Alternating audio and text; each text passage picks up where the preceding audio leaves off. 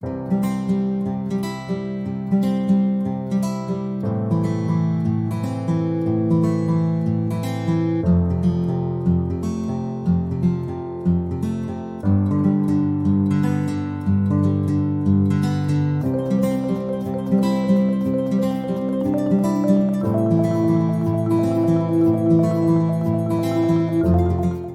noite, eu sou Janaína Marquezine, chapa Engenharia e Desenvolvimento, que concorre à eleição para a renovação do terço do Conselho Diretor do Clube de Engenharia para o triênio 2020-2023 e promove o ciclo de debates Engenharia e Desenvolvimento, tendo como tema o exercício da profissão e os desafios para o futuro.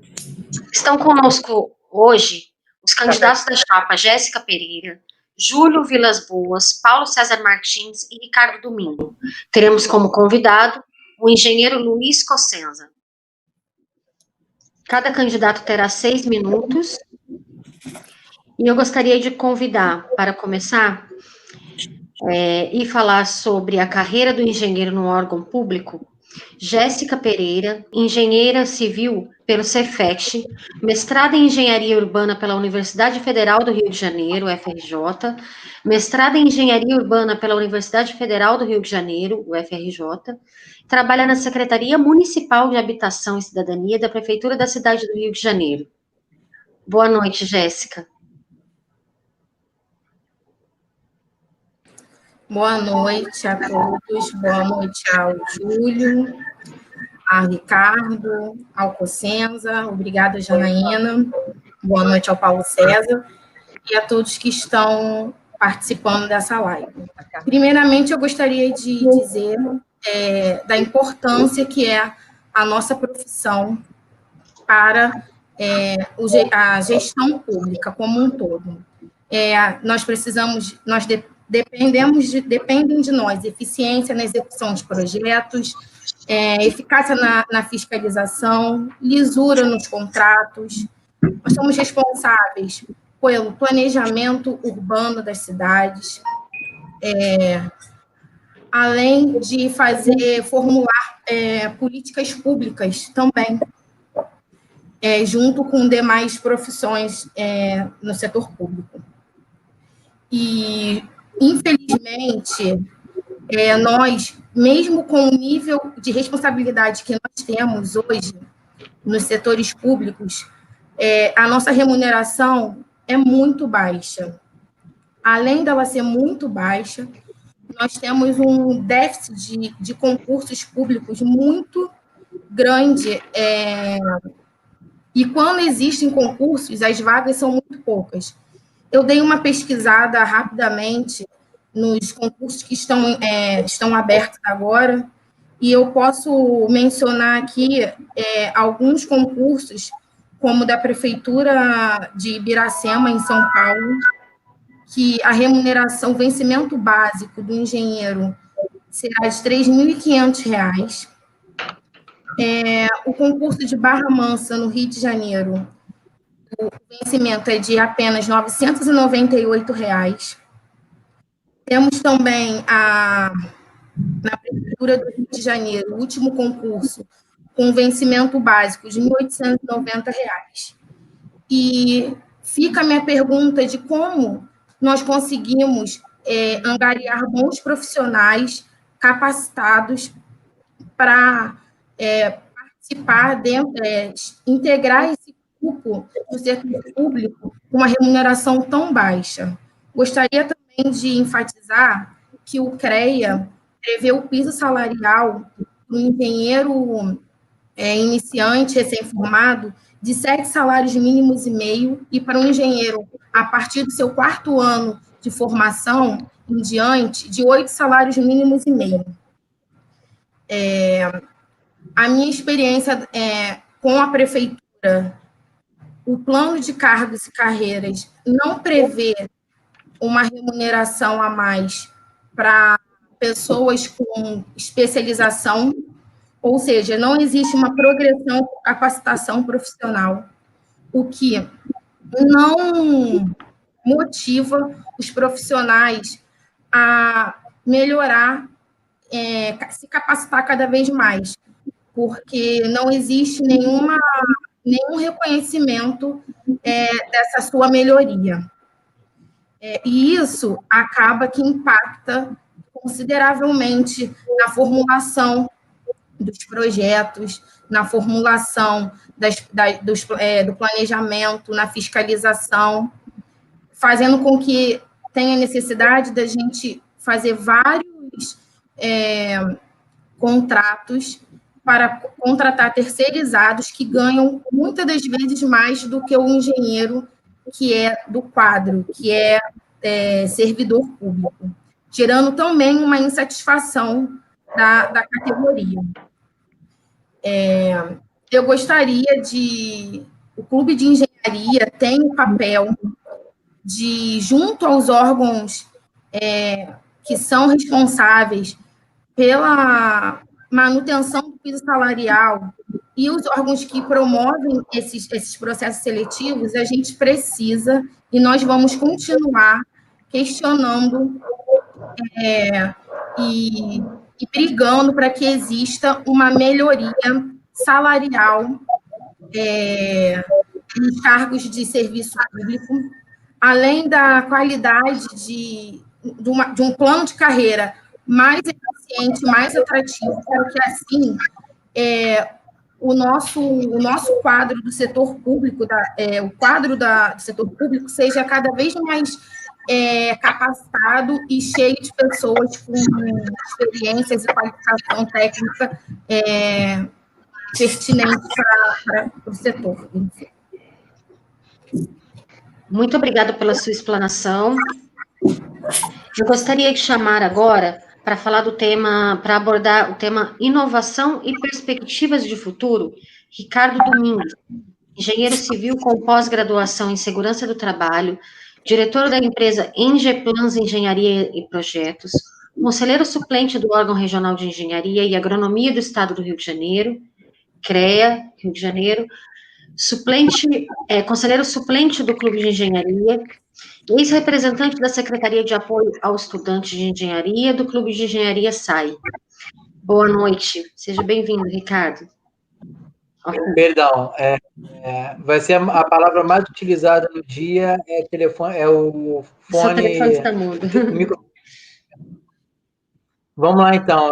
Queria agradecer, boa noite a todos, Cossenza, a Jéssica, ao Paulo, ao Júlio, né? E é um desafio muito grande para nós engenheiros, principalmente os recém-formados e, vamos dizer, dentro de 5 a 10 anos de formação, falar um pouco da perspectiva e da inovação. Eu vou inverter um pouco esse tema e vou iniciar primeiro com a perspectiva de futuro, né? A gente está visando várias crises aí, tanto na área de construção civil, elétrica, hidráulica, mecânica, e a gente está vendo também, ao mesmo tempo, uma crise no petróleo, que é na área offshore, né? E as perspectivas que a gente tem estudado um pouco no mercado, tem evoluído, aparecido um pouco, é o investimento da área internacional, da área offshore, né? Se vocês olharem bem, até uma pessoa leiga que pesquise bastante sobre vagas de trabalho, vão observar bastante na rede que cada vez mais as pessoas estão procurando se especializarem e buscarem estabilidade no seu trabalho na área privada. E uma das melhores e remuneradas no mercado é essa linha de empregabilidade na área offshore, né?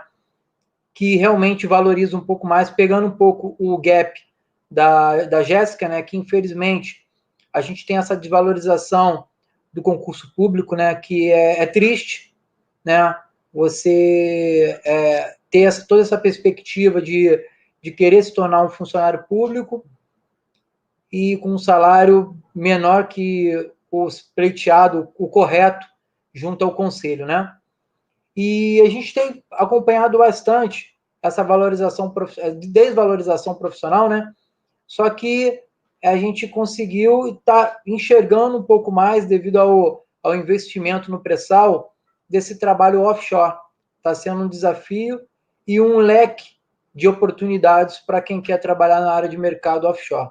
São salários bem interessantes, né? Como a Jéssica comentou do salário baixo aí, né?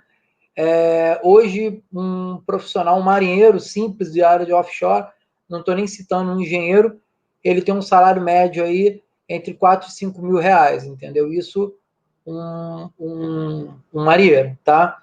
E cada vez mais está tendo mais demandas. Se você observar bastante nessas redes, nesses bancos de oportunidades, vocês vão ver esse aquecimento do mercado. Eu acredito que com o aquecimento do petróleo, com essa mão de obra, eu acredito que é o segundo estágio, é a valorização e o aumento de demanda na área da construção civil, que é uma área que agrega e aborda bastante profissionais, tanto na área de engenharia como arquitetura. Eu acho que isso vai ser uma boa oportunidade para todo mundo para o ano de 2021, né? São oportunidades que vão vir paralelas, né? E eu acredito também que com essa pós-pandemia, a gente vai ter que se adaptar um pouco, que aí entra a parte de inovação, tá?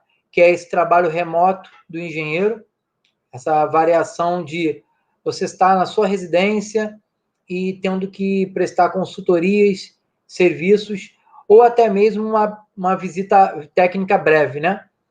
E aí está a tecnologia para ajudar nisso. Nós temos drones aéreos, drones terrestres, temos scanners de concreto, né, para ver patologia, situação de estruturas e etc. Então, isso vai agregar bastante, tanto na parte elétrica quanto na parte civil. Então, a minha dica seria a gente começar esse período agora como um investimento, visar, eu acho que hoje temos várias possibilidades de cursos dentro da rede da internet gratuitos, e eu acho que acredito que isso vai beneficiar bastante, tá?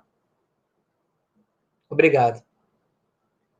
Eu gostaria de convidar agora para falar sobre novos profissionais, Paulo César Ribeiro, engenheiro civil pela PUC-Rio, com mestrado pelo Programa de Engenharia de Transporte,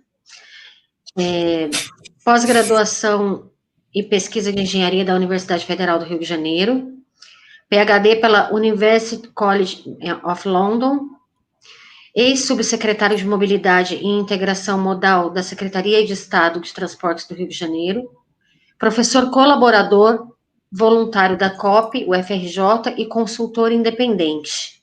Boa noite, Paulo. Boa noite, Janaína. Boa noite, Jéssica, Júlio, Ricardo e Luiz Cossenza. Obrigado Estamos aqui para falar sobre um pouquinho da exercício da profissão e desafios do futuro. Eu vou começar com o aluno se formando, né? Então, eu acho que os engenheiros, né? Viram engenheiros? Engenheiros, eles...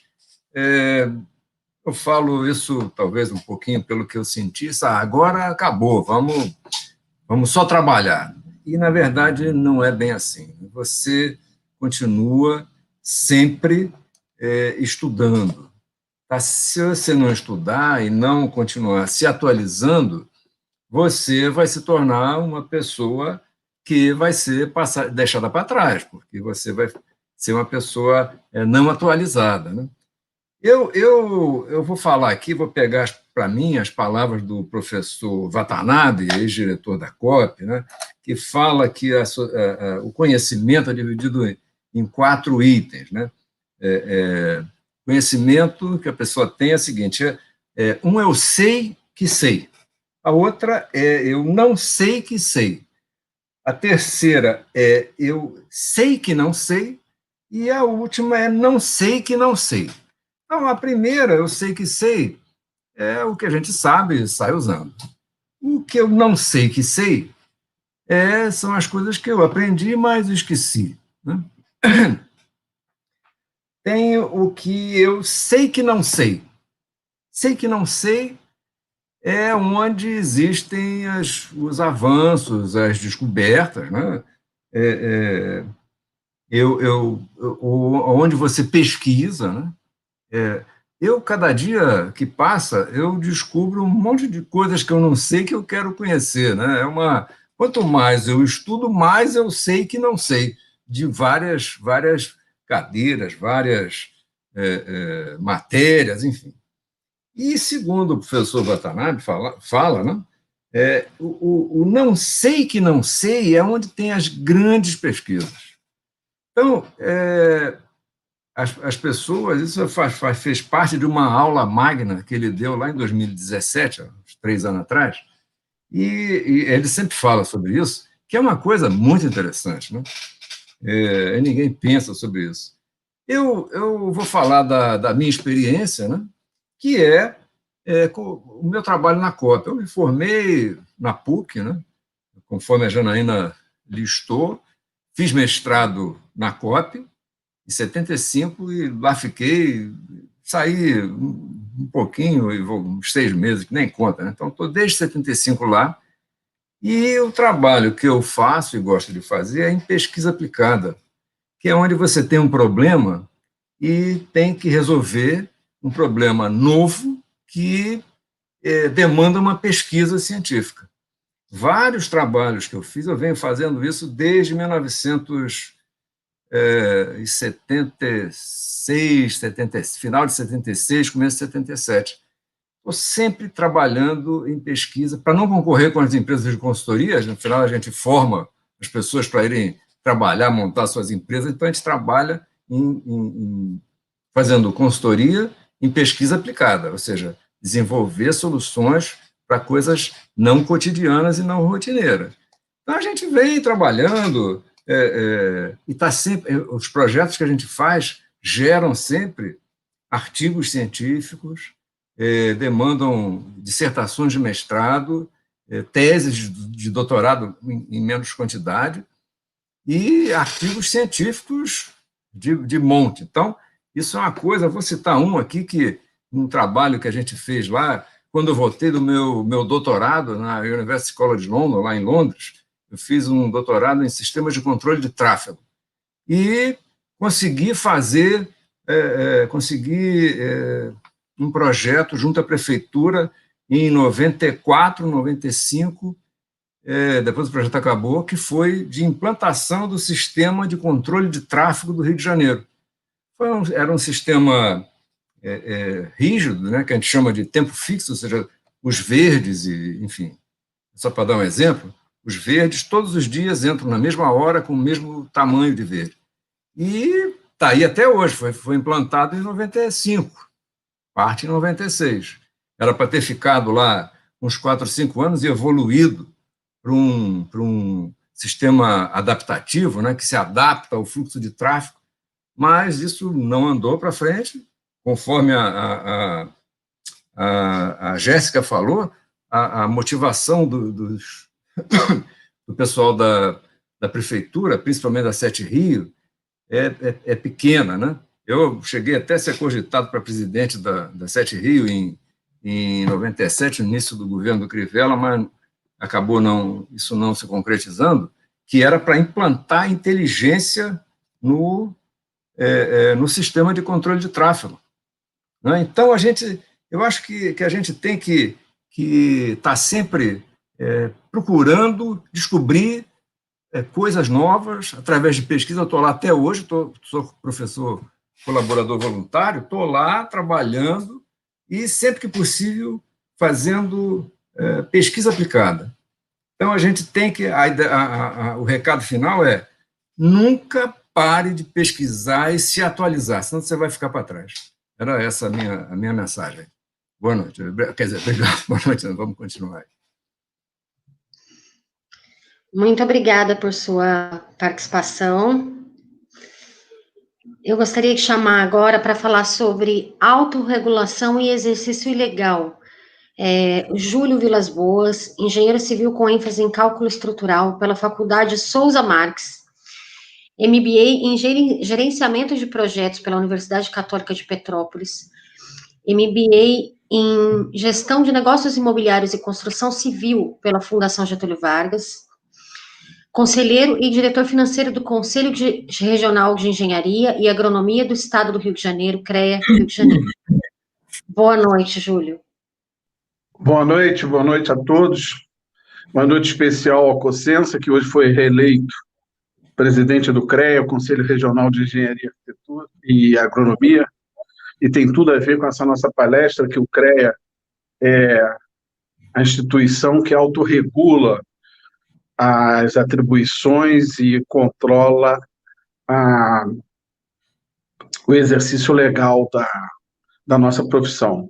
Então, parabenizar o Cossenza pela sua eleição, com mais de 50% dos votos dados, numa situação difícil de pandemia, né, em que, de certa maneira, estamos todos paralisados em isolamento social, as empresas de engenharia, na sua maioria, em funcionamento com home office, quer dizer, é uma vitória, uma brava e uma bela vitória do Cossenza, que demonstra, de certa maneira, uma vitalidade, uma busca de reconhecimento da nossa categoria, da nossa profissão, pela necessidade de autorregulação. Hoje se discute muito a validade de nós, engenheiros e as demais profissões, estabelecerem políticas de autorregulação ou não, o que que foi um processo construído do ponto de vista da participação democrática, né? Quer dizer, cada profissão busca, de maneira autônoma e independente, estabelecer e regular as suas atribuições e verificar o exercício legal de cada profissão, de tal maneira que possa defender a sociedade, de uma maneira geral, para que os maus profissionais ou aqueles profissionais que estejam exercendo ilegalmente a profissão sejam coibidos e, com isso, defender o bom exercício profissional. Falar em atribuição legal, em exercício legal da profissão, tem a ver também muito com a questão do desenvolvimento, né? Quando se busca o exercício legal, profissionais que não estão devidamente legalizados ou devidamente credenciados, bem formados para o exercício da profissão, na verdade, se busca baratear um pouco o custo das coisas, né?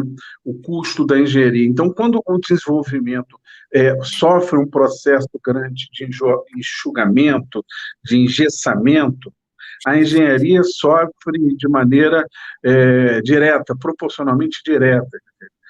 As pessoas, as empresas, a sociedade, no afã de economizar, de sobreviver a uma crise de desenvolvimento, de falta de desenvolvimento, busca baratear seus custos e, às vezes, faz opções de maneira não muito correta, muito eficiente, que paga um preço pelas consequências de um exercício legal, de um exercício incompetente, não capacitado.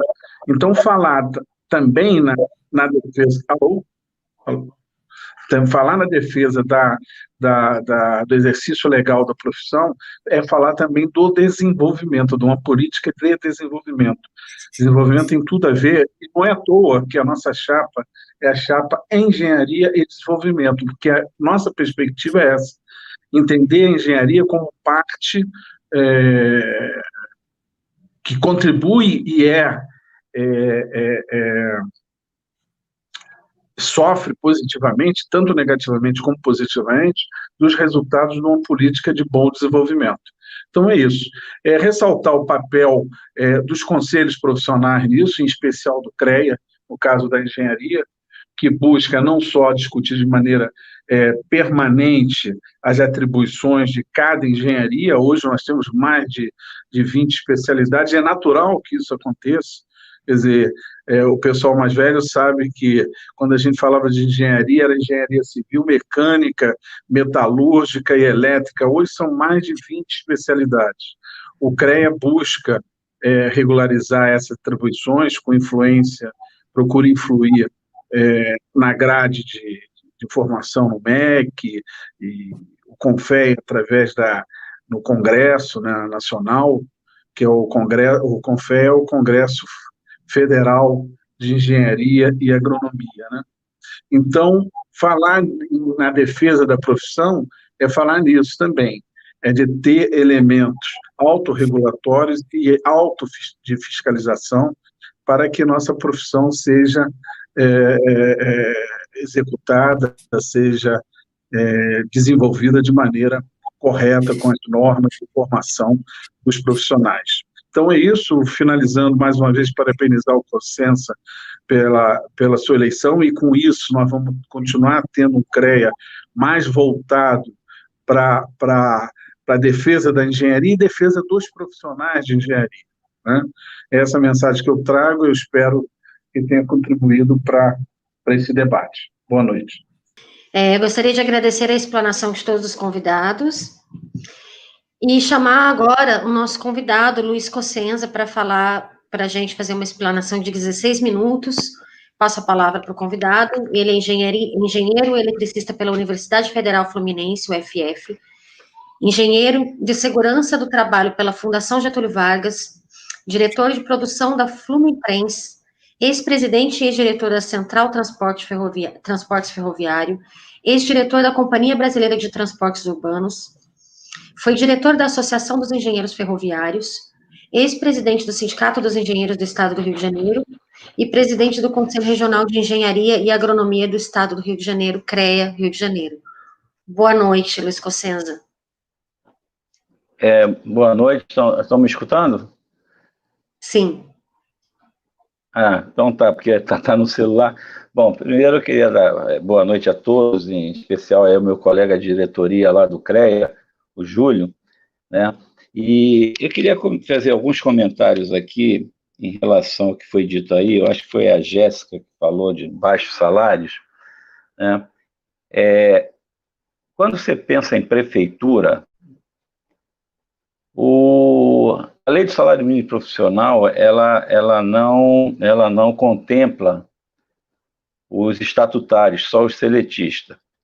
Então, ela falou na questão do salário da prefeitura de Barra Mansa, por exemplo, o Conselho Regional, e eu estava licenciado, e o Júlio está aí que pode comprovar isso, o CREA mandou um documento para todas as prefeituras, informando sobre isso, discutindo sobre essa questão salarial, que ela pode ser, o estatutário não tem direito ao piso, que poderia ser até uma coisa legal, mas é imoral. É imoral o que está acontecendo. Nós até conseguimos, no primeiro momento, cancelar esse edital de Barra Mansa, e eles voltaram a publicar esse edital. É vergonhoso o que está acontecendo. E por que eles fazem isso? Porque o mercado de engenharia... Parece que o nosso convidado Cossenza deve ter tido algum problema de conexão. Participantes, com os convidados. Voltou. Que bom, que bom. Pode continuar. Eu coloquei, eu não sei até onde vocês escutaram, mas nós entendemos, eu entendo que todo mundo que cometeu irregularidade deve ser punido. Assim como foi na Alemanha com a Volkswagen, foi na Coreia com a Samsung, só que no Brasil eles destruíram a empresa, esse nosso judiciário. Eu não vou discutir que tem que prender quem cometeu as irregularidades, isso é uma questão judicial, de polícia mesmo. Só que destruíram as nossas empresas. E destruindo as nossas empresas, destruiu a engenharia brasileira. É uma coisa vergonhosa que fizeram nesse país. Que quando uma Odebrecht, uma Camargo Correia, uma OAS, uma Andrade Gutierrez pega uma grande obra, com certeza metade dos serviços são feitos por empresas terceirizadas. E essas contratam as pequenas. O que eles fizeram foi simplesmente destruir aquilo que representa mais de 80% do PIB desse país. Não tem nada que a gente faça que você olhe em volta de você que não tem engenharia. Nada. Hoje, e quem é mais antigo aí, e aí tem muita gente jovem aí, sabe que antigamente a medicina era exercida pela capacidade de um médico. Hoje, quem diz que você tem é uma máquina eletrônica. É uma coisa impressionante. Os médicos, às vezes, nem olham mais para você, ele vai fazer esse exame, você leva os exames, ele tem que fazer isso, tomar aquilo, sabe? Então, a engenharia está em todos os recantos que você pode olhar. Para onde você olhar tem engenharia. E o que fizeram com a nossa engenharia, e eu tive a oportunidade de falar isso para o nosso vice-presidente, foi uma coisa absurda, sem citar nome, mas ele entendeu o nome que eu quis falar. A nossa indústria naval tinha perto de 100 mil trabalhadores. A Brasfel, ali em Angra, chegou a ter 30 mil trabalhadores. Hoje deve estar, sei lá, 2 mil, não sei, em torno disso. Sabe? Então, e ninguém melhor que a construção civil para recuperar a economia desse país. Ninguém. Sabe? E aí foi dito aí a questão, e foi, se eu não me engano, a Jéssica que falou a questão de prefeitura, essas coisas todas. Nós temos que agir e brigar por 2 projetos. Tem vários projetos lá que estão em Brasília com nossos deputados. Mas tem 2 que para a gente é fundamental. É fundamental. A primeira é tornar a engenharia carreira de Estado.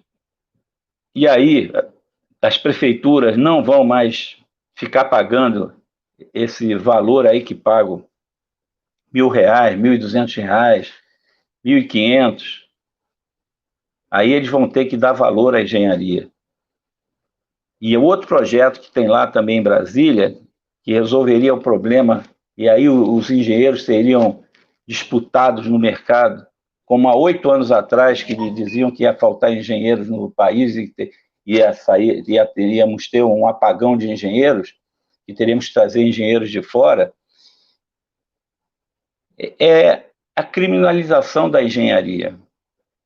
Gente, se você for ao médico e descobrir que ele não é médico e fizer uma denúncia, rapidinho um carro da polícia vai lá e prende esse falso médico. Na engenharia, contravenção. Nossa lei é de 66, ela precisa ser mudada. Ela precisa ser mudada. Sabe? E a criminalização, com certeza, você não veria mais um pedreiro, ou um mestre de obra, ou um dono de um terreno chamar um pedreiro para construir uma casa, porque sabe que se for pego ele é preso. Então, esses 2 projetos estão lá há 3, 4 anos lá no nosso Congresso. Está lá há 3, 4 anos no Congresso e não liberam esses projetos. E é isso que eu acho que o nosso sistema, Confecre, precisa atuar para a gente poder mostrar para todo cidadão desse país a importância que tem a engenharia. Para vocês terem uma ideia, essa questão que é dita aí, do exercício ilegal da profissão, né? Nós pegamos um CREA, onde em 2017, eu não estava lá ainda, eu entrei em 2018, 2017 2018, interromperam o registro no CREA mais de 15 mil profissionais. Aí vocês vão dizer que isso aí é por conta do desemprego. Não é.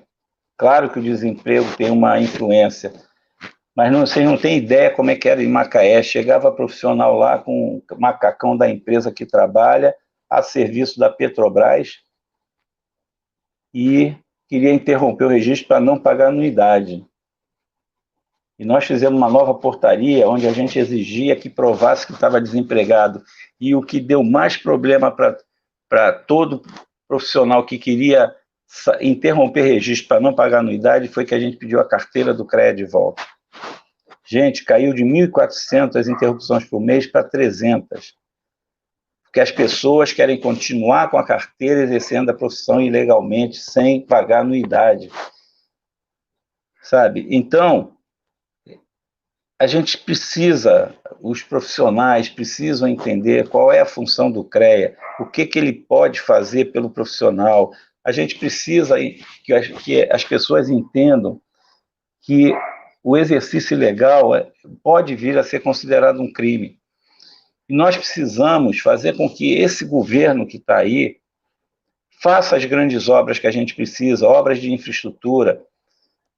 Quando há 8 ou 9 anos atrás, vocês vão dizer por que haveria um apagão de engenheiros nesse país? Simplesmente porque existia uma lei de conteúdo local que foi derrubada. Foi derrubada essa lei E aí a Petrobras, por exemplo, começou a fazer tudo fora do país.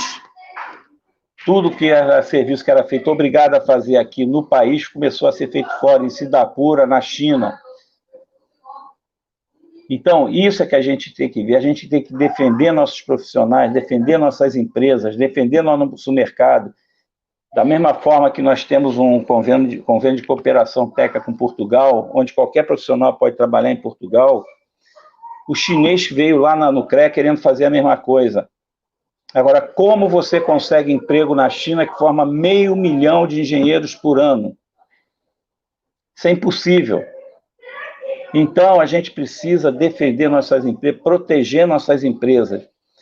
E aí, eu fiz uma reunião outro dia com um conselheiro aí do Clube de Engenharia, o Lucas, e o Lucas, ele desenvolveu na Universidade Federal Fluminense um aparelho que toca em relação à Covid, falando do projeto dele, né, que o aparelho que é comprado para combater a Covid, que é comprado aí no mercado a quase 100 mil reais, eles fazem na Universidade Federal Fluminense por R$1.000. E a gente precisa ajudar esses estudantes, esses profissionais que se formaram e que têm pesquisa, porque são feitos em universidades públicas. Eu não sou contra a universidade particular, mas as universidades públicas, a falta de investimento está levando ao caos essas universidades, e ainda são referências. Para ter uma ideia, nós levamos para a Semana Oficial da Engenharia, foi no ano retrasado, o Maglev, do professor Richa. No ano seguinte, nós levamos uns estudantes da UFRJ e do Cefet, que ganharam o primeiro lugar num concurso internacional nos Estados Unidos, frente a mais de 200 trabalhos. Um aparelho para deficiente visual, feito uma lanterna que, quando encontrava um obstáculo, ele tremia na mão do deficiente. Para terem uma ideia, foi o único stand que a prefeita de Palmas quis conhecer. E esse ano, novamente, a UFRJ com o Cefet ganhou o primeiro lugar num concurso internacional. Então, quando você deixa de investir em nossas universidades públicas, você está deixando de investir no conhecimento, deixando de investir em nossos profissionais que se formam nessas universidades. Então, gente, eu entendo que, às vezes, a gente sofre críticas, e eu sofria tanta crítica lá, que a primeira crítica que a gente sempre sofre é que a anuidade é cara. Eu reuni um café da manhã lá no CREA, 15 profissionais que mais criticavam o CREA, e a falta de conhecimento, eles saíram lá convencidos que não era o que eles pensavam. Quem determina a anuidade não é o CREA, é o Conselho Federal. E outras coisas que vinham de reclamação. E fizemos isso em vários municípios do estado, em torno de 15 municípios, para deixar eles falarem, deixar eles fazerem as reclamações, sabe? Escutar o profissional. E é isso que a gente precisa escutar os profissionais, escutar nossas empresas. E temos que defender, sim, nosso parque industrial. Nós temos que defender nossas empresas, defender o mercado de trabalho. É inacreditável que a gente tenha hoje 150 mil engenheiros desempregados.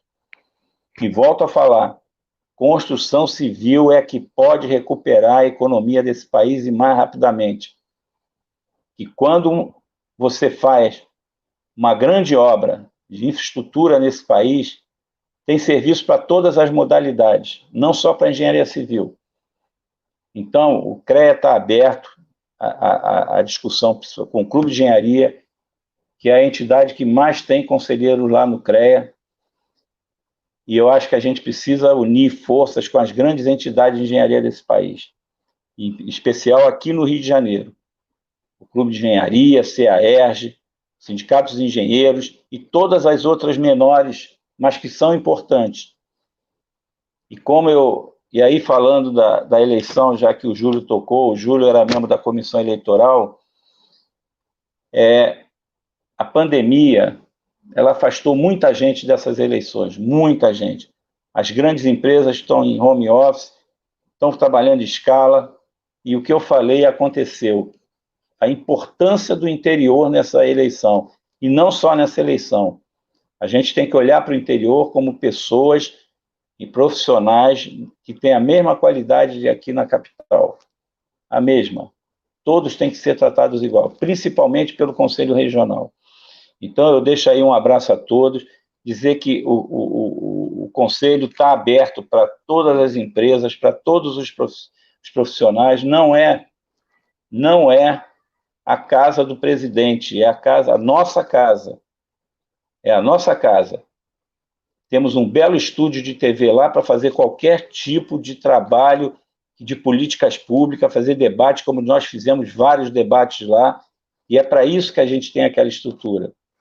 É para ajudar a quem precisa, a entidade que precisa, o profissional que quer fazer um debate, é isso que a gente precisa. A gente precisa unir forças para que a engenharia volte a ser o que foi alguns anos atrás. Volte a ser o alavancador do progresso desse país e mostrar para a sociedade a importância que a engenharia tem no desenvolvimento desse país. Estou aberto para qualquer pergunta. Eu adoro debate, eu prefiro debate do que ficar fazendo, às vezes, palestra em PowerPoint, essa coisa. Eu gosto do debate, sabe? Eu acho que isso é que traz conhecimento para quem debate, para mim e para os outros. Então, estou aberto para qualquer coisa que vocês queiram, as críticas, não tem nenhum problema. Tá bom, gente? Muito obrigado aí a vocês. Nós que agradecemos a participação, Cossenza. Nós vamos abrir agora as perguntas que estão sendo feitas pelos chats, por quem está nos assistindo. E eu queria começar com uma pergunta da Carmen Petraglia para o Cossenza. Primeiro, ela diz parabeniza pela reeleição e pergunta quais as perspectivas do CREA no sentido da capacitação e inovação profissional. Minha amiga Carmen, eu tenho feito muita elogios a Carmen é uma parceira, eu acho fundamental hoje lá no CREA, e ela sabe que os esforços que nós temos feito para levar capacitação e para o Estado inteiro, não pode ser só para a capital. Tem que levar capacitação para o Estado inteiro e com valores que o profissional possa pagar, porque tem muita gente desempregada, muita gente desempregada. Nós encontramos um CREA lá que cobrava 15% por inscrição em curso. Nós acabamos com isso. Nossos cursos lá, quem quiser ministrar curso, a gente faz a divulgação, faz o que for preciso, mas a gente solicita bolsa de estudo para a gente dar para quem precisa as bolsas, sabe? Eu acho que é isso que a gente precisa, fazer capacitação, porque já a entidade que eu tratava isso, só para vocês terem uma ideia, o curso de autovistoria no CREA chegou a ser cobrado R$ 1.100 por inscrição. Esse mesmo curso era ministrado na empresa que eu era diretor, por R$ 150 em 10 vezes no cartão. E a gente oferecia a bolsa para quem estivesse desempregado, mas enchia o auditório. Então, a gente tem que valorizar, mas valorizar o professor. Isso a gente tem que valorizar. Não dá para a gente ficar cobrando por inscrição, a gente tem que pagar a aula do professor, tem faculdade pagando R$ 35, R$ 40 a hora do professor. E nós temos um trabalho muito grande com a Mútua, a nossa Caixa de Assistência, em que a ideia nossa, e já fizemos isso, ele pagar a hora do professor, a gente paga no mínimo R$ 150 a hora do professor. E eu acho que é isso que a gente tem que valorizar os professores, tão mal remunerado, às vezes, numa faculdade dessa particular. E aí a gente facilita também para ministrar cursos a preços bem simbólicos. E é isso que a gente tem que fazer. E isso não dá para a gente, como a última o último curso de perícia e avaliações que foi feito pela Universidade Federal Fluminense, que nós divulgamos, o curso custa mais, eu acho que R$2.000, não sei quanto custa, mas eu acho que é bem mais que R$2.000. E ele nos ofereceu 4 bolsas, só que são 12 sábados seguidos em Niterói. Então, só pode fazer quem mora na região metropolitana aqui do Rio ou mora em Niterói, porque ninguém pode vir de Campos para fazer um curso desse. Então, nós precisamos levar capacitação para todo o Estado. Para vocês terem uma ideia, nós levamos vários treinamentos, cursos de capacitação, palestra do CREA, lá para a região noroeste, Itaperuna, Pádua, Itaocara, são 5 horas e meia de carro. Mas a gente precisa fazer um trabalho, que é isso que a gente está procurando fazer, com as universidades, que se o curso for ministrado por professor da região, facilita muito. E é isso que a gente está procurando, para a gente poder capacitar profissionais no interior também. Não esquecer a região metropolitana, mas também levar para fora da região metropolitana. Não sei se eu respondi a Carmen, né? A Carmen, inclusive, foi uma das pessoas, junto com a Ana Paula, que ajudou lá a gente fazer algumas palestras até sobre BIM, tão importante hoje em dia para as empresas. Muito obrigada, Luiz Cossenza. Em tempo de reforma administrativa, chegou uma pergunta aqui do Stelberto Soares, e ele quer saber o que vocês acham sobre a estabilidade para profissionais da área pública. Gostaria de convidar para começar as respostas a Jéssica Pereira. Bom, como você mesma disse, Janaína, nós estamos diante de uma reforma administrativa, e o governo que nós estamos, ele não é a favor da estabilidade, né, do público, e eu vejo isso como uma grande perda para o país, porque a estabilidade de um engenheiro, seja não só engenheiros, arquitetos, qualquer outra profissão que tenha estabilidade no serviço público, ela é muito importante para que a gente não sofra pressões políticas e acabe deixando a técnica de lado por medo de perder o emprego ou coisa parecida, de represália. Então, eu acredito que a estabilidade no serviço público, ela é para isso, para que nós possamos sempre colocar a técnica, levar em consideração ética profissional, para que não ocorra corrupção no setor público. É claro que a gente sabe que nós estamos diante de vários escândalos de corrupção nesses últimos anos, mas isso, sem a estabilidade do profissional técnico que fiscaliza uma obra, que emite nota fiscal, que aprova projeto, executa contrato de licitação, só tende a piorar a técnica, a qualidade do serviço do setor público.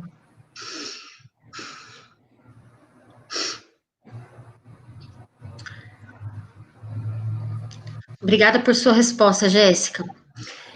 Paulo, César, também fiquem à vontade se quiserem falar sobre essa questão. A pergunta foi destinada para todos vocês.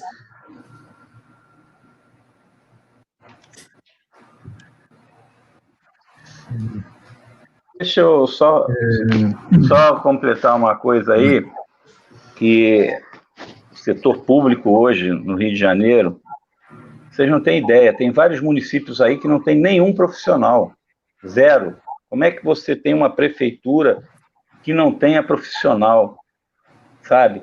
E a empresa que podia, do Estado, que podia dar esse aporte a esses municípios pequenos que não têm profissional, é o Instituto de Engenharia do Rio de Janeiro. Instituto de Engenharia e Arquitetura do Rio de Janeiro, que sofre risco de ser extinto pelo governo estadual. Nós temos que combater isso. Nós já fizemos, inclusive, uma reunião pelo Zoom aí, organizada, inclusive, pela Carmen. Eu acho que é isso que nós temos que combater. Nós não podemos deixar que essa empresa, que pode ajudar muitos municípios, seja extinta pelo governo.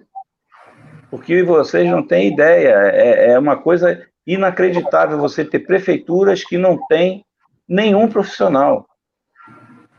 Porque o governo federal, isso eu falei lá para o vice-presidente, eu perguntei a ele qual é o órgão de engenharia que tem o governo federal, não tem nenhum.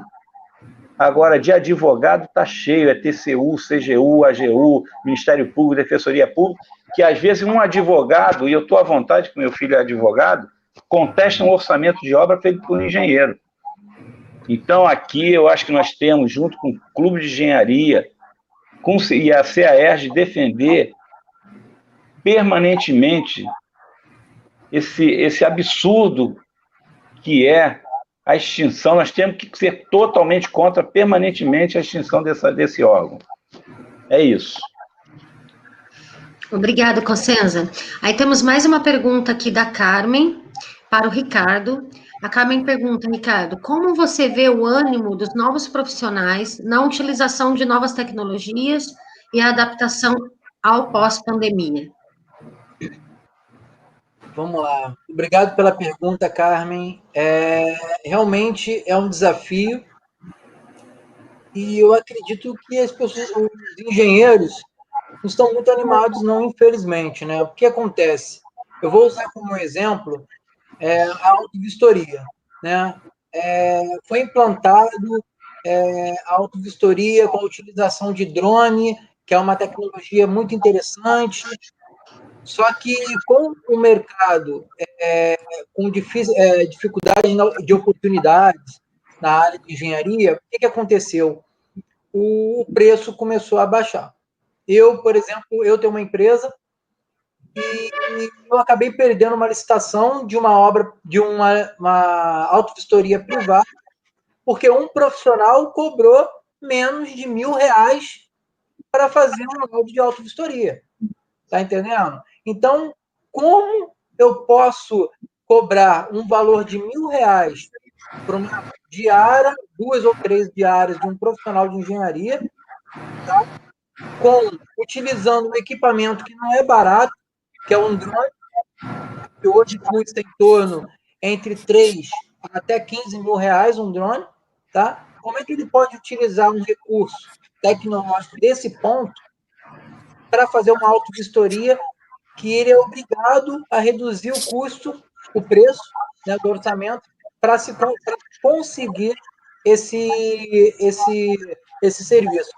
Então, eu acredito que está sendo um desafio maior, tá? E referente à pandemia, está sendo um desafio maior ainda, porque as pessoas ainda têm a resistência ainda tem que ter os cuidados, claro, né, com a entrada nas suas residências, nas suas áreas comuns dentro do condomínio. Então, é um desafio muito grande. Acaba que tem que gerar um custo e uma receita maior, porque se você vai destinar um profissional para fazer uma vistoria no local, ele tem que estar com um produto para higienizar, ele tem que estar com uma luva, tem que estar com uma máscara. Dependendo do local, se for hospitalar, ele é obrigado a ter uma roupa especial para que ele possa entrar sem ter nenhum tipo de contaminação. Então, tipo assim, tá difícil.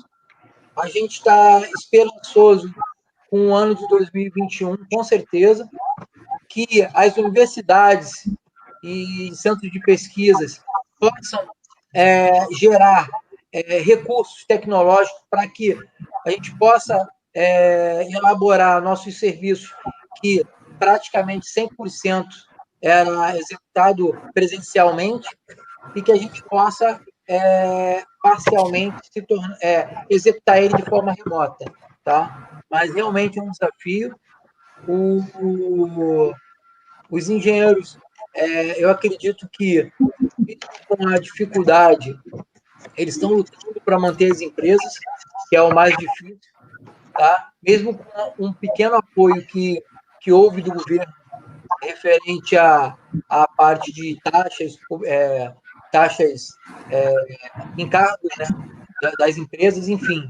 Mas eu acho que vai ser um desafio e, como o próprio Cossenza falou, o nosso país tem uma infraestrutura, tem desenvolvimento, só falta oportunidade e investimento.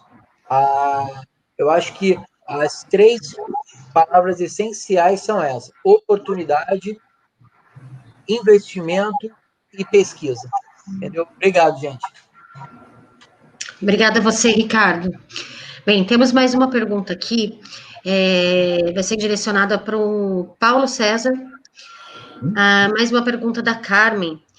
Ela quer saber, a tendência atual da desregulamentação das profissões ameaça os conselhos e impõe as agências reguladoras.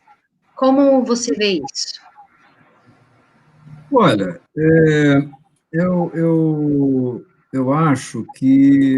Eu vou falar primeiro da minha experiência na Secretaria de Transportes. Eu fui subsecretário, fiquei lá no começo do governo Victor, e em maio do ano passado eu saí. Eu era subsecretário de Mobilidade e Integração Modal.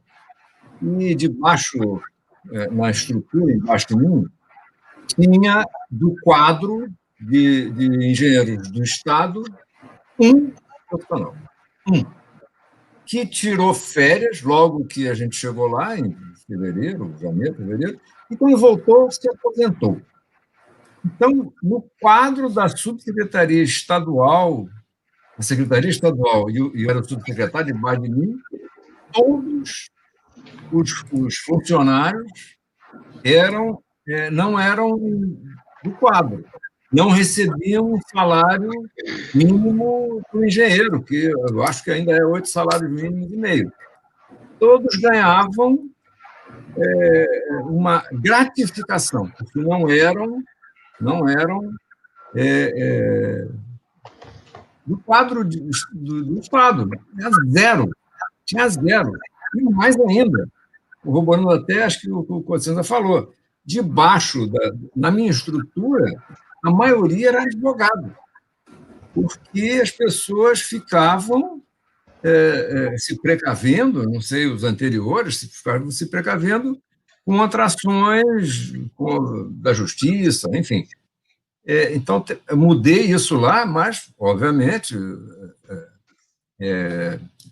chamar para integrar a equipe pessoas com nível de engenheiro, não havia possibilidade. Eu chamei, botei lá alguns engenheiros, mas todo mundo ganhando gratificação. Ninguém ganhava o valor de salário mínimo, eu ganhava muito menos. Eu acho que ficou lá com alguns engenheiros no final, mas todos ganhando um equivalente a um BAS, alguma coisa. Eu acho que isso é uma coisa que é muito ruim, né? Eu acho que a Secretaria de Transporte tem que ter engenheiros estatutários, né, do quadro, para poder não haver, quando há troca de governo, aí tira todo mundo, vai embora, e você recontrata outras pessoas. Tinham lá vários engenheiros, quando a gente chegou lá, eu encontrei vários advogados, administradores, tudo, mas engenheiro na Secretaria de Transporte não tinha. Quer dizer, tinha um que do quadro não tinha. Eu acho que isso é muito sério, né? Você ter pessoas lá que estão esperando, os engenheiros que foram para lá, eu disse, Paulo César, como é que eu vou ganhar esse troço aqui? Isso, olha, é o que eu tenho. Eu não posso pagar mais do que isso. E, quer dizer, te indicar para receber. E as pessoas aceitavam, porque o mercado também estava meio ruim.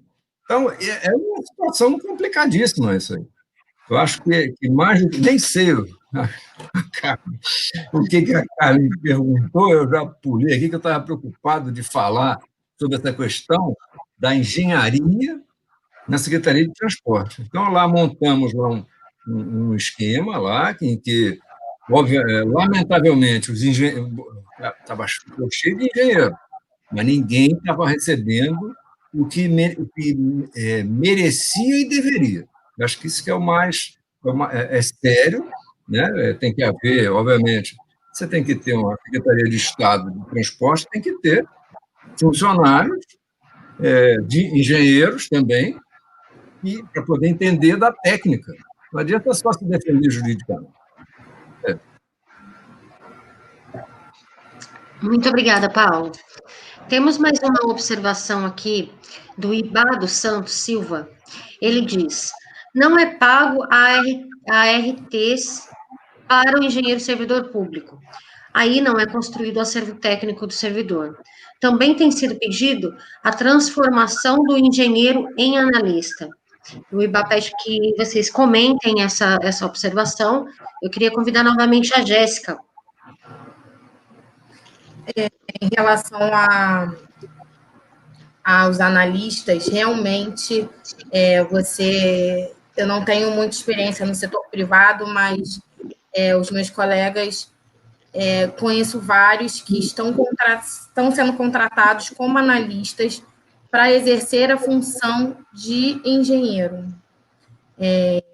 E você acaba que é uma estratégia que é usada pelas empresas para não pagar o piso salarial do engenheiro e na atual conjuntura que a gente se encontra, você fica sem ter muita opção de negar essa proposta, porque nós estamos vivendo numa crise econômica, a construção civil, como disse o Cossenza, é o pilar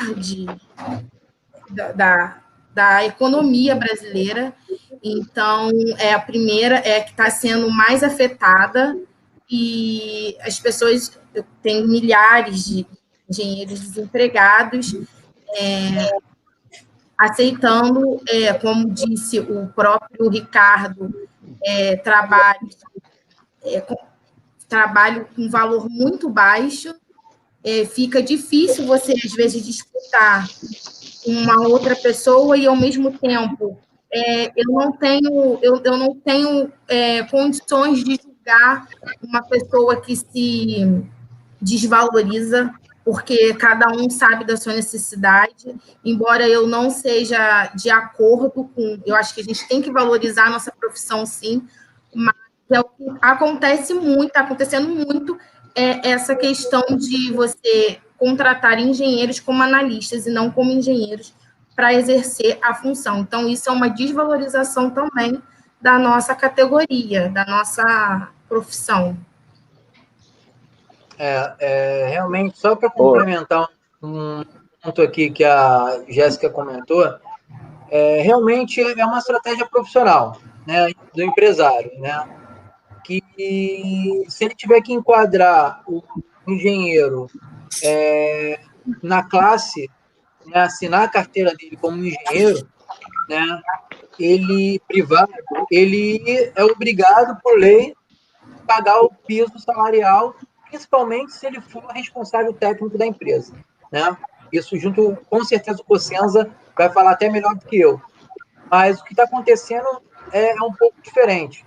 A empresa tem um quantitativo, uma demanda muito grande de trabalho, de serviço, contrata um engenheiro responsável técnico e, paralelamente, contrata analistas que vão ficar dentro da obra, tocando a obra, tá? Não necessariamente vão gerar RT, tá?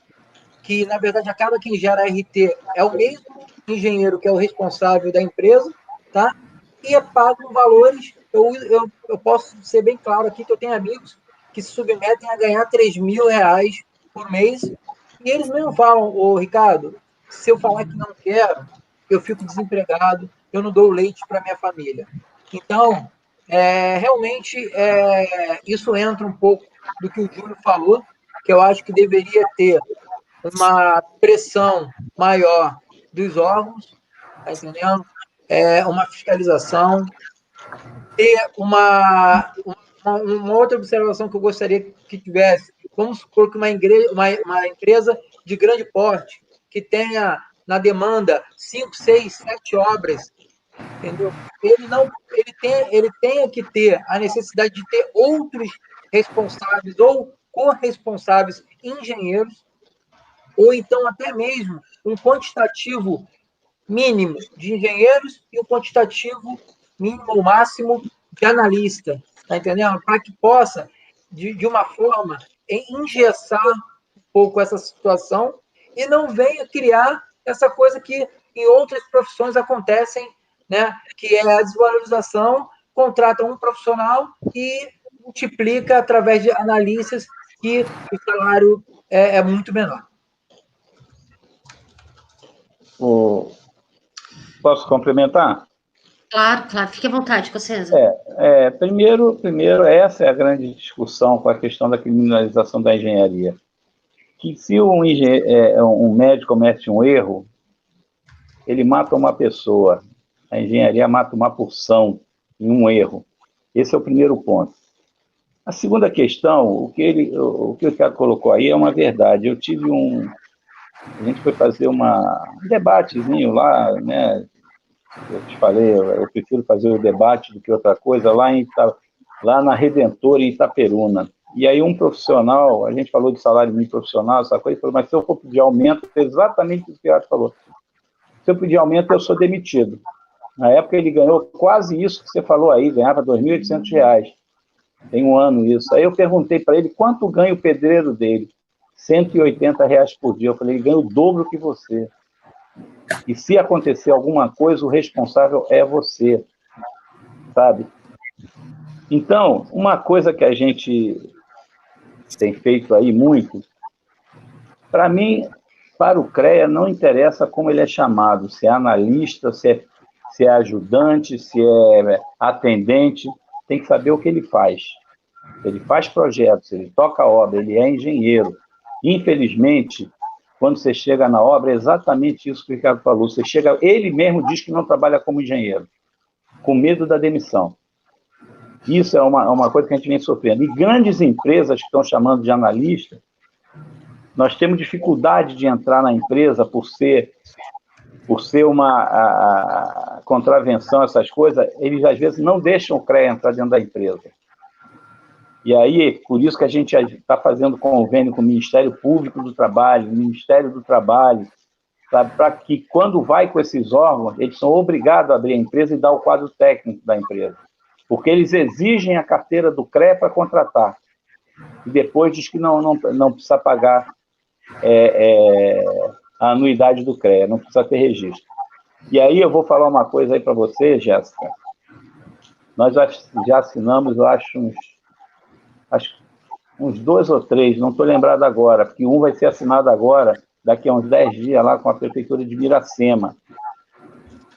E através de convênio que a gente está assinando, já fizemos com Pádua também, para que os profissionais do município, que são funcionários da Prefeitura, e a Prefeitura possa pagar RP para eles, ou até eles mesmos pagarem do bolso, que isso que faz o acervo do profissional, a gente joga a RP, que custa quase R$90, para R$22, R$23, através de convênio, com órgão público. E se nós não podemos zerar, porque senão é renúncia de receita, o TCU vai lá e pega o ordenador de despesa.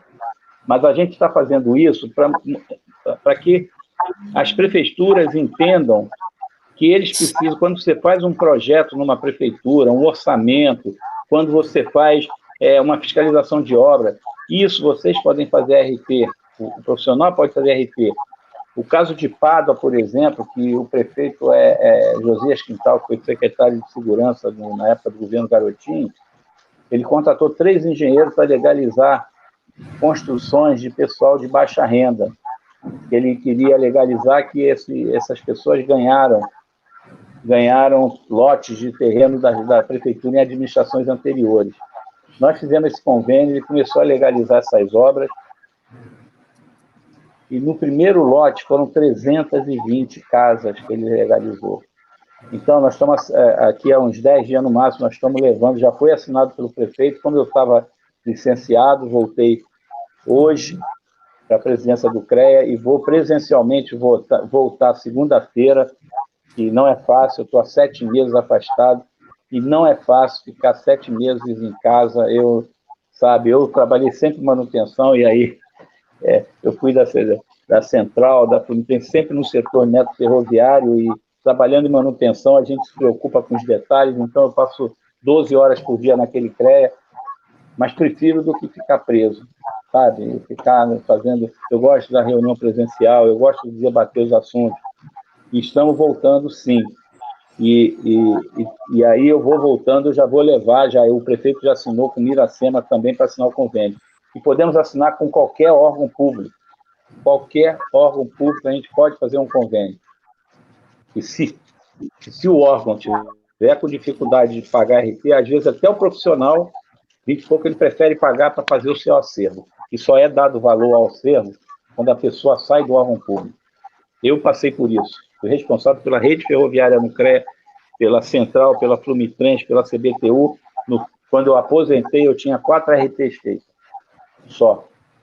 Sabe? E se eu participasse de uma licitação no órgão público, qual é o seu acervo? Se você não tivesse, você nem participar de licitação. Então, isso que é importante, aí fica essa informação para você. Qualquer órgão público pode fazer um convênio com o CREA. Tá bom? Obrigada, Cossenza. Temos uma última pergunta aqui, que também é para você. O César Benoliel pergunta para o Cossenza e pede para fazer uma abordagem crítica sobre o resultado da eleição do sistema concluída. Bem, gente, eu quero dizer o seguinte, que nós, presidentes de CREA, há um ano atrás, nós aprovamos o voto pela internet, mas a decisão final são dos 18 conselheiros, não levaram adiante, queriam manter o voto presencial, né, e foi isso que a gente viu aí. O Rio de Janeiro, com 110 mil profissionais, teve uma votação um pouco mais de 2 mil, né, o que é uma coisa lamentável, sabe? A pandemia trouxe esse problema. Agora, eu já falei que entendo que essa tem que ter sido a última que não seja pela internet. Acho que imediatamente, no início do ano, o Conselho Federal precisa contratar, viabilizar uma votação, um plano de voto pela internet, e que a próxima eleição, que é no final do ano que vem, para Conselheiro Federal em 6 estados, já seja pela internet. Em 2022, mais 6 CREAs já seja pela internet, aí você já testou o sistema para, em 2023, eleições gerais pela internet. Eu acho que a gente precisa fazer isso, é a área da tecnologia, o Clube de Engenharia já vota pela internet, o sindicato já vota pela internet, então, tem alguns sistemas, agora a gente tem que garantir a segurança, não é um mês antes da eleição dizer que vai ser pela internet, por quê? Se você fizer um pregão, e é uma coisa que nós falamos, inclusive o vice-presidente da República, é um absurdo pregão na engenharia, onde vira um leilão. Tá? Isso que o Ricardo falou é uma verdade. Tem gente lá cobrando qualquer valor para fazer uma autovistoria. O profissional finge que faz, o síndico finge que paga, só para se livrar da multa. Então, um pregão pode vir qualquer um dizer que faz um sistema desse em 15 dias, mas não foi testado para garantir a segurança. Acho que isso com certeza, foi uma sinalização que nós temos que mudar o nosso sistema, que nós temos que levar os profissionais para votar, os profissionais precisam realmente conhecer melhor o que faz o sistema e querem exigir que nós façamos o serviço de polícia. Nós não temos essa atribuição, e vou ser muito claro aqui, Benoliel, eu não sei se você, sendo lá do Paraná, não sei se você é atlético paranaense, e aqui em casa o meu filho é meio fanático pelo Fluminense, e eu também, só que eu não sou tão fanático. Ele não gosta de preto e vermelho. Mas o que acontece? A questão, nós precisamos realmente mostrar para a população, para os nossos profissionais, a importância, querem que nós tenhamos a mesma atribuição de polícia, como foi o caso do Flamengo. E teve gente que foi lá na empresa que forneceu o container, querendo que a gente já prendesse, mandasse prender a diretoria. Infelizmente, essa pessoa, não vou nem discutir, foi candidato aqui no CREA Rio. Essa pessoa foi lá e a empresa estava toda certinha. Temos que saber isso que a perícia está avaliando. Quem transformou aquilo num dormitório? Que o motivo a gente já sabe que foi, porque a médica Gisele do Ministério do Trabalho mostrou as fotos, um erro de projeto tremendo, que aí ninguém sabe ainda quem fez, que o Flamengo, acho que foi comigo, deve ter sido o eletricista que eles têm lá contratado, e um circuito só para um grupo de ar-condicionado. Aquilo pegou fogo porque deu um curto-circuito e pegou fogo geral.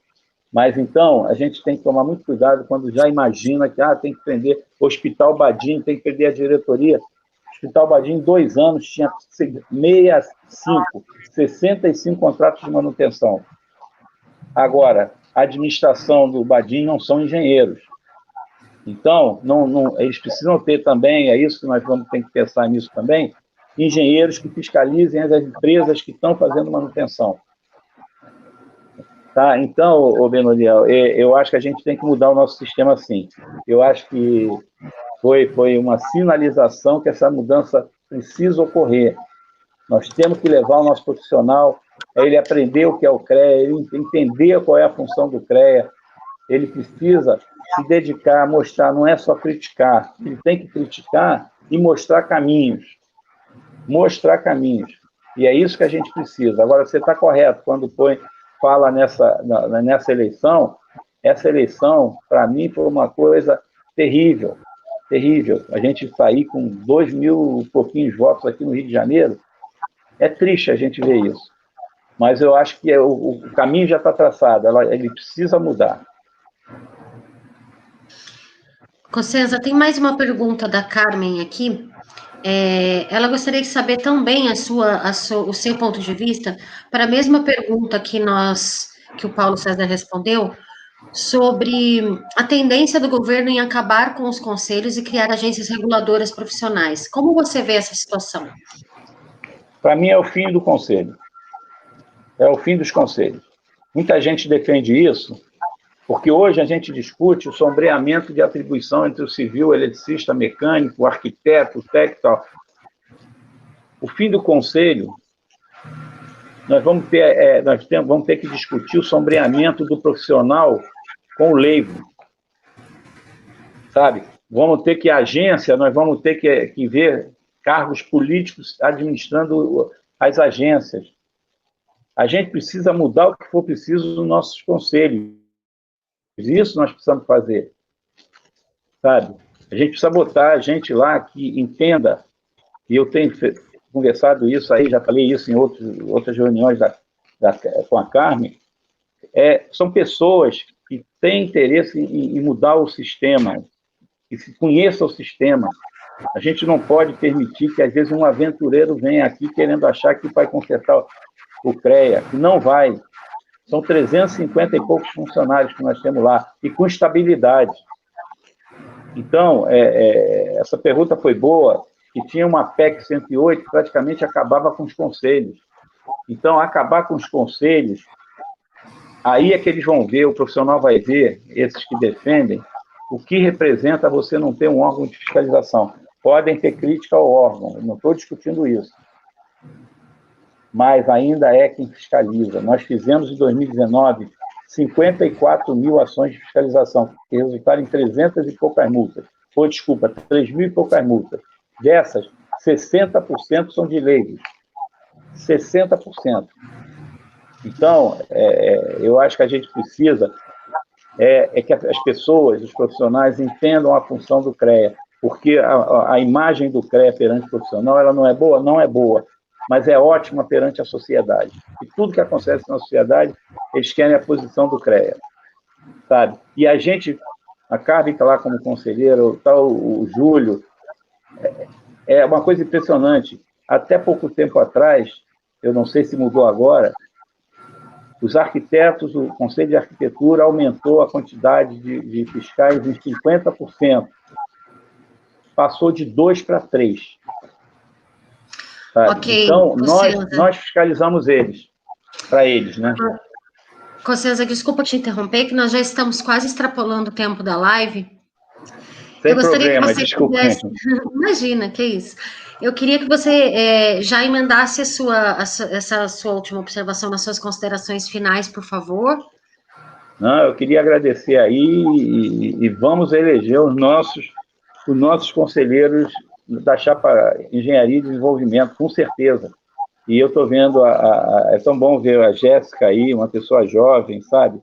Assim como o Lucas, é uma pessoa jovem que eu fui apresentado principalmente pelo lá o Stelberto, sabe? A gente precisa renovar, sim. Daqui a pouco nós estamos saindo do conselho, sabe? Então, a gente precisa trazer gente mais jovem lá para a nossa plenária do clube, e eu acho que é dia 28 a eleição, se eu não me engano, não é isso? Dia 22. Dia 22 a eleição, com certeza estarei aí votando na chapa Engenharia e Desenvolvimento. E, Jéssica, eu tenho certeza que você vai ser mais uma jovem profissional a compor aquele nosso conselho. Obrigada. Obrigada, Luiz Cossenza. Eu só vou ler mais uma observação aqui para você. O César Benoliel pede para dizer que ele propôs ao federal que pode ser uma votação mista. O exemplo vem do Colégio de Engenheiros de Estradas, Portos e Canais da Espanha. E aí eu gostaria de convidar para as considerações finais agora a nossa debatedora Jéssica. Eu gostaria de agradecer as palavras do Cossenza, aos demais participantes. Foi muito enriquecedora essa live para mim, e espero que quem esteja assistindo tenha gostado também. E dizer para vocês apoiarem a nossa chapa Engenharia e Desenvolvimento no dia 22, próximo dia 22 de outubro. É uma chapa heterogênea, com pessoas mais novas, pessoas com experiência maior, mas que têm a vontade de fazer o melhor para a nossa área, e estamos aí para sempre lutar para que nossa carreira, para que nossa profissão seja sempre bem vista e qualificada e reconhecida diante do país inteiro. Muito obrigada e boa noite a todos. Obrigada, Jéssica. Paulo César Ribeiro, por favor, suas considerações finais. O microfone está desativado, Paulo. Sim. Desculpa aqui. Foi ótimo ter participado aqui da live. Eu acho que a gente falou não tudo que dava para falar sobre o exercício da profissão, desafios do futuro e tal, mas demos uma boa ideia, né? A participação do Cossenza foi excepcional, assim como dos outros debatedores aqui, a Jéssica, o Ricardo, o Júlio, enfim. E fica o recado aqui, né? E como a gente tem falado, vamos votar na chapa Engenharia e Desenvolvimento, mas na chapa inteira, né? Que é para não sair votando, né? Que aqui é online, votar na chapa como um todo, que é uma das opções de votação. Então, muito obrigado, boa noite a todos e vamos votar lá. Obrigada, Paulo. Ricardo, por favor, suas observações finais, suas considerações finais. Eu também gostaria de agradecer a presença de todos, pelos todos os comentários do Cossenza, que agregaram bastante. Eu acho que contribuiu um pouco para aquele engenheiro que acaba não vivenciando e conhecendo muito sobre o CREA. Isso é importante, tá? Eu peço até, realmente, eu como um jovem, né, as pessoas participarem mais do conselho, conhecerem os conselhos, tá? As associações, o clube de engenharia. Eu acho que isso é importantíssimo, vai agregar bastante. Isso vai até contribuir bastante, como a Carmen falou, né, no ânimo. Eu acho que vai ser uma injeção de ânimo, tanto para você, empresário da engenharia, como profissional da engenharia, tá? Eu acho que isso é bem importante a gente frisar isso, pedindo o apoio de todos os engenheiros do Clube de Engenharia para votar na chapa fechada. Temos várias ideias e várias oportunidades para que se desenvolva e tenha um crescimento da engenharia no Estado e a nível Brasil. Tá? Eu acho importante se criar um link engenheiro e instituições, tá? E, mais uma vez, obrigado a todos, tá? Pela paciência, pelo tempo aí que ficaram conosco, tá? E um grande abraço aí para todos aí. Bom, nós agradecemos aos candidatos da chapa Engenharia e Desenvolvimento, ao nosso convidado Luiz Cossenza e a todos que acompanharam e participaram desse debate e de todos os debates que temos feitos até aqui. E a gente convida todos para participar do próximo debate da chapa Engenharia e Desenvolvimento, que vai acontecer no dia 8 de outubro, às 18 horas. Nesse próximo debate, nós vamos discutir o tema ensino profissional e as novas tecnologias. Obrigada, pessoal. Até lá.